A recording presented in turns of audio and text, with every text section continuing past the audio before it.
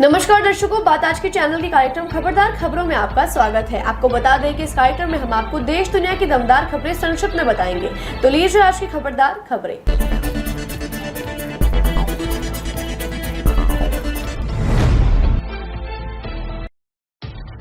कांग्रेस संसदीय दल की अध्यक्ष सोनिया गांधी ने राहुल गांधी को लोकसभा में विपक्ष का नेता नामित करने का पत्र प्रोटेम स्पीकर को भेज दिया है।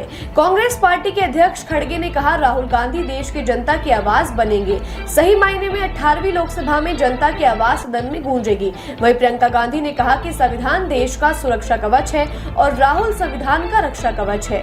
विपक्ष का नेता बनने पर राहुल को कैबिनेट मंत्री का दर्जा मिलेगा। अब सीबीआई के डायरेक्टर, सेंट्रल विजिलेंस कमिश्नर, मुख्य चुनाव आयुक्त को चुनने वाली जैसी अन्य समितियों में भी उनका दखल रहेगा। अफ्रीकी देश केन्या में इस समय टैक्स की बढ़ी कीमतों और फाइनेंस बिल को लेकर लोग सड़कों पर उतर आए हैं। सरकार के विरोध में प्रदर्शनकारियों ने संसद के भीतर घुसकर जमकर उत्पात मचाया। प्रदर्शनकारियों को तितर-बितर करने के लिए आंसू गैस के गोले दागे गए। इन प्रदर्शनकारियों में अमेरिका के पूर्व राष्ट्रपति बराक ओबामा की बहन भी शामिल है।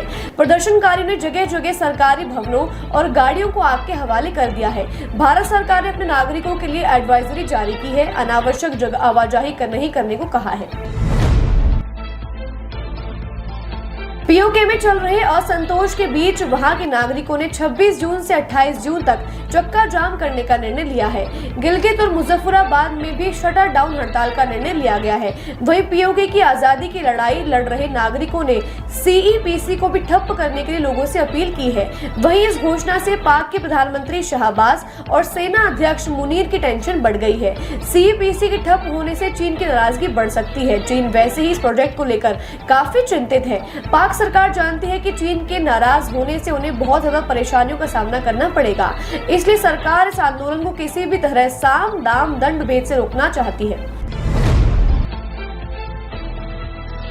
संसद में शपथ ग्रहण के दौरान कई सांसदों ने अलग अलग नारे लगाए, लेकिन सबसे विवादास्पद नारे ओवैसी ने लगाए। उन्होंने जय भीम, जय तेलंगाना और जय फिलिस्तीन का नारा लगाया। इस नारे पर भाजपा की नेता किरण चौधरी ने ओवैसी और विपक्ष पर जमकर हमला बोला। उन्होंने कहा कि ओवैसी ने घोर निंदनीय कार्य किया है, संसद की मर्यादा को तोड़ा है। विपक्ष की चुप्पी बताती है कि वो भी ओवैसी के समर्थन में है। किरण चौधरी ने कहा कि विपक्ष का ओवैसी के भारत माता की जय के स्थान पर जय फिलिस्तीन पर चुप्पी साधना निराशाजनक है। इससे पहले ओवैसी ने कहा था कि वो कभी भारत माता की जय नहीं बोलेंगे, चाहे कोई उनकी गर्दन पर चाकू रख दे। केंद्र सरकार की बहुचर्चित आयुष्मान भारत योजना के लाभ से वंचित लोगों के लिए झारखंड सरकार जल्दी स्वास्थ्य सेवा योजना शुरू करने जा रही है। सरकार के एक वरिष्ठ अधिकारी ने बताया कि इस योजना के अलावा सरकार गरीबों को सस्ती कीमतों पर रसोई गैस सिलेंडर भी उपलब्ध कराने की योजना पर काम कर रही है। उन्होंने कहा कि राज्य के स्वास्थ्य योजना के तहत प्रत्येक परिवार को 15 लाख रुपए तक का लाभ दिया जाएगा। पाकिस्तान के उप प्रधानमंत्री और विदेश मंत्री इशाक डार ने सकारात्मक संदेश दिया है। उन्होंने कहा, उनका देश निरंतर शत्रुता में विश्वास नहीं करता और भारत की नई सरकार से इस्लामाबाद के साथ अपने भविष्य के संबंधों पर गंभीर चिंतन करने का आग्रह किया।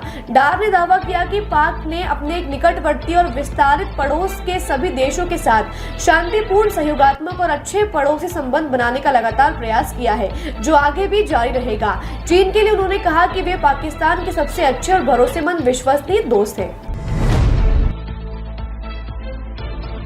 सुनीता विलियम्स और उनके साथी बूच विल्मोर 5 जून को स्टारलाइनर स्पेसक्राफ्ट से अंतरिक्ष गए थे, जिन्हें 13 जून को वापस लौटना था। लेकिन अंतरिक्ष स्टेशन में आई एक दिक्कत की वजह से अब उनके आने में काफी परेशानियां पैदा हो गई हैं। वहीं स्पेसक्राफ्ट में 25 दिन का फ्यूल ही बचा है। स्टारलाइनर पर हीलियम गैस के रिसाव से परेशानी आ रही है। नासा के इंजीनियर और वैज्ञानिक पूरी तरह से उसे ठीक करने में लगे हुए हैं। नासा ने अभी उनके धरती पर लौटने की तारीख जारी नहीं की है। वहीं लोगों ने उनके सकुशल धरती पर लौटने को लेकर प्रार्थनाएं और दुआएं पढ़ने में लगे हैं। वहीं भारत सरकार नासा के अधिकारियों से बराबर संपर्क में है और पल पल की जानकारी ले रही है। राजस्थान कांग्रेस प्रदेश अध्यक्ष गोविंद सिंह डोटासरा ने कोटा में प्रदर्शन के दौरान एक सभा में कोटा आईजी रवि दत्त गौड़ को धमकी दी। उन्होंने धमकी देते हुए आईजी गौड़ को कहा कि हमारे कार्यकर्ताओं के साथ ज्यादती मत करिए, नहीं तो जीना हराम कर देंगे। डोटासरा यही नहीं रुके, उन्होंने आगे कहा कि घुटनों के बल चलवा दूंगा।